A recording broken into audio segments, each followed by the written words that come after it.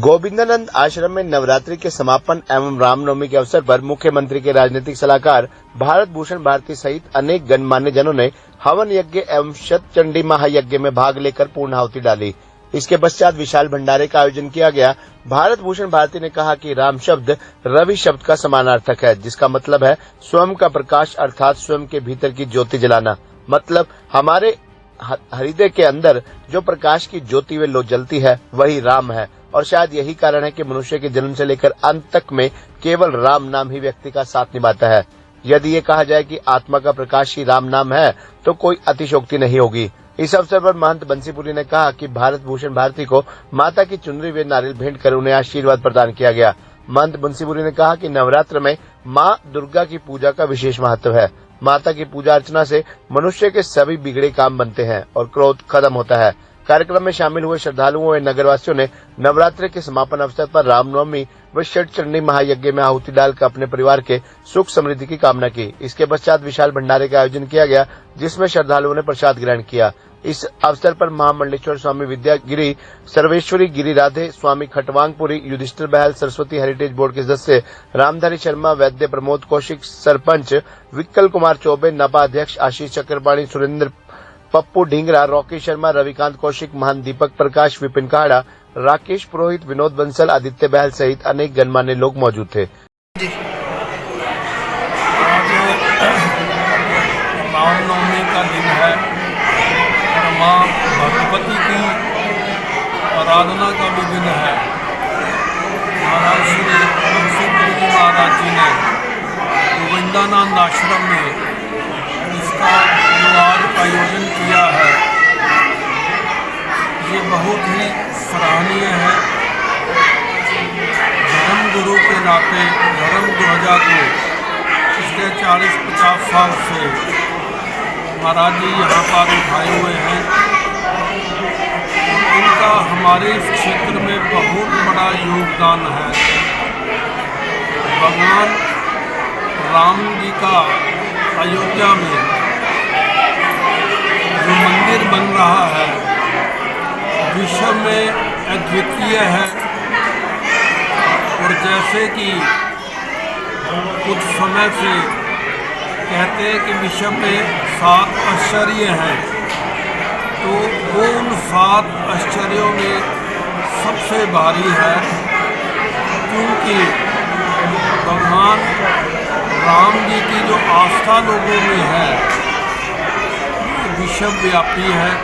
हम राम राज्य की बात करते हैं तो कल्पना में ये आता है कि राम राज्य का मतलब है कि जहाँ पर सभी जन सुखी हो, सभी जीव जंतु सुरक्षित हो, हर प्रकार की समाज के अंदर समानता हो, सबके अधिकार सुरक्षित हो और सभी कर्तव्य परायण हो। राम जी की जो पुरातन सभ्यता के बारे में एक मील का पत्थर बना हुआ है। आज विश्व के अंदर भारत विश्व गुरु था, विश्व गुरु है और विश्व गुरु रहेगा। हम जब बचपन में स्कूल में पढ़ते थे, हम अपने गुरुजनों से कहते थे कि एक गीत जो स्कूल में गाया जाता है, भजन गाया जाता है कि जहाँ डाल डाल पर सोने की चिड़िया करती है बसेरा, वो भारत देश है मेरा। तो हम उनसे कहते थे गुरुजन, वो ऐसे कौन से पेड़ थे जिनके ऊपर सोने की चिड़िया बैठती थी, वो कैसा युग था? तो गुरुजन हमें कहते थे कि जब धर्म का राज्य होता है, जब कल्याणकारी राज्य होता है। नवरात्र महोत्सव तथा नव संवत्सर के शुभारंभ पर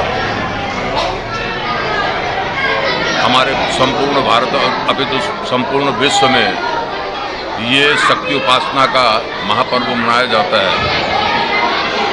इस महापर्व पर हमारे माननीय प्रधानमंत्री मोदी जी जब वो अमेरिका यात्रा पे गए थे तो उन्होंने केवल जल ही ग्रहण किया था, और उसको देख करके अमेरिका के राष्ट्रपति आश्चर्यचकित रह गए कि एक इतना बड़ा व्यक्ति केवल जल पर ही रह रहा है और इतना देश का इतनी बड़ी शासन व्यवस्था को संभाले हुए है। तो जो उनके अंदर जो शक्ति थी वो शक्ति की ही शक्ति थी कि जो वो सारे संपूर्ण कार्यों को संपादित कर रहे थे। शक्ति के बिना मनुष्य सबके समान होता है। शक्ति ही संपूर्ण कार्यों में मनुष्य को अग्रसर करती है। आज हमारे यह समापन नवमी के दिन सबसे बड़ा हमारे लिए माता के साथ साथ में भगवान श्री राम का आज प्रागट्य हुआ है। और राम प्रागट्य भी ऐसी स्थिति में हुआ था जब देश बिल्कुल विभाजन के कगार पे था। जितने भी राजा महाराजा थे सब अपने को उन्होंने स्वयंभू घोषित कर लिया था। ऐसे समय में भारतीय संस्कृति की रक्षा के हेतु भगवान ने अवतार लिया और अवतार लेकर के उन्होंने पुनः वो भारतीय संस्कृति की स्थापना की। राम का सबसे बड़ा हमारे समाज को जो देन है वो एक तो समता की भावना। उन्होंने जंगलों में जाके भील किरात सपच जितने भी जिन जातियों को हम अछूत समझते थे उनका भी उन्होंने ग्रहण किया। उसमें आपने सिमरी का उदाहरण है और भी बहुत से उदाहरण हैं। उन्होंने समाज की विषमता को नष्ट करके समाज को एक सूत्र में पिरोने का काम किया। भगवान श्री राम जो कि एक आदर्श पुरुष के रूप में माने जाते हैं। देखिए आज हम लोग कन्याओं का पूजन कर रहे हैं। कन्याओं के पूजन जो ये प्रथाएं हैं हमारे पूर्वज हमारे राम श्री के आदर्श पुरुषों ने स्थापित की है। क्योंकि हमारे उस समय हमारे यहाँ स्त्री को भोग्य माना जाता था, सिर्फ भोग्य वस्तु माना जाता था। और राम ने उनको इतना उच्च पद प्रदान किया कि उन्होंने अपने आजीवन एक पत्नी व्रत को धारण किया। खबरनामा हरियाणा के लिए पिहोवा से अभिषेक पूर्णिमा की रिपोर्ट।